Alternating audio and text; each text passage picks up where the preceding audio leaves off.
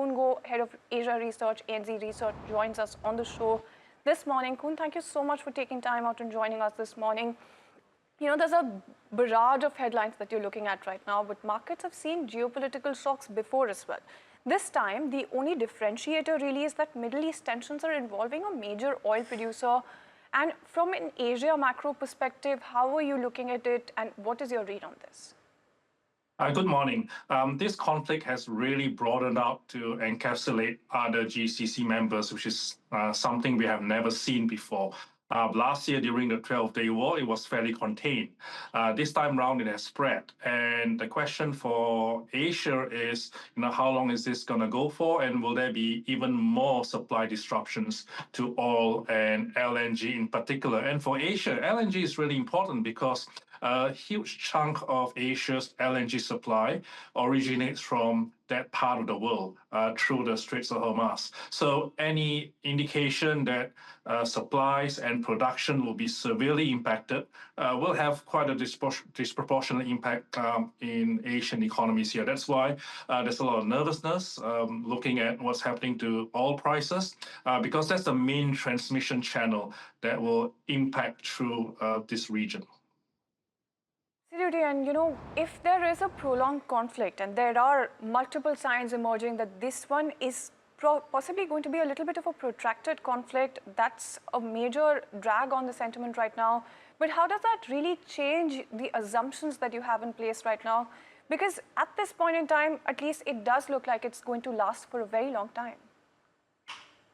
Well, this is the difficult question to answer. I mean, the fortunate situation for Asia is that Asia has started the year on really strong growth footing. The PMI numbers that have just been released this week point to accelerating growth prior to the events over the weekend.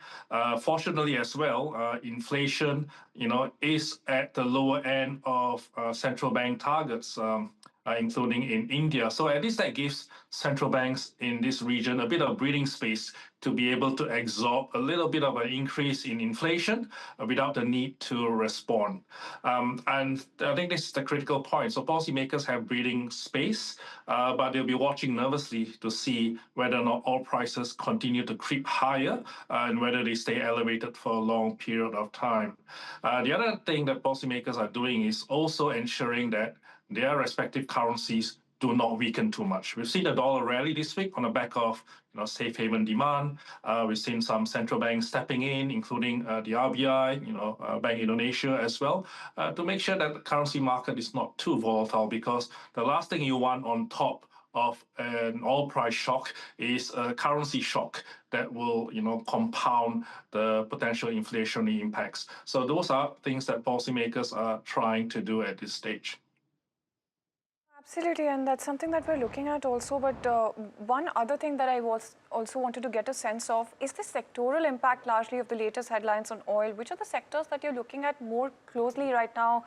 There's, of course, a stopgap measure that you're looking at least when it comes to Indian oil. There's a bunch of headlines that you're looking at. And everything that the market was really pricing in at the beginning of the year is really changing and very rapidly.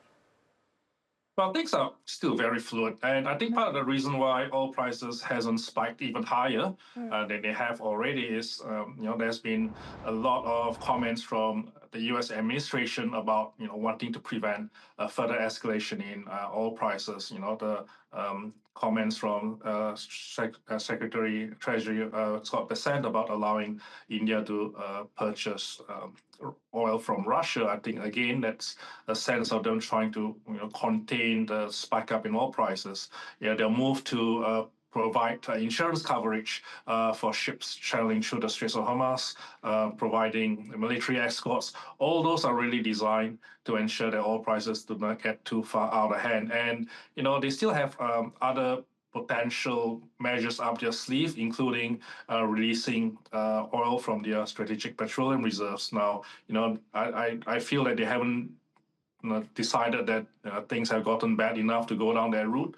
But I think that shows that they still have some potential policy options to try and prevent oil prices from spiking. So I think those things are helping to keep oil prices in check for now. Yes, they're elevated, but they could be a lot worse. But a lot will depend on how things play out in the coming days and weeks. No, absolutely. Very quickly before we let you go, what is the one gauge that you're really watching out for if this, becomes a real macro shock at this point in time, because everything is really changing rapidly as we've been discussing? Look, I think the main thing to look at is just what's happening to oil prices, because oil prices is going to be the trigger effect for a whole cascade of other things. We've already seen equity markets sell off, but I tell you what, if oil prices were to spike up to triple digits over $100 a barrel, you're going to see a huge hit to the whole confidence channel. You're going to see a further sell-off, and then that's when you start to see that financial market volatility potentially having an impact through the real economy, through the confidence channel, and businesses deciding to curb investments. Thank you so much for taking time out and joining us this morning with all of those insights.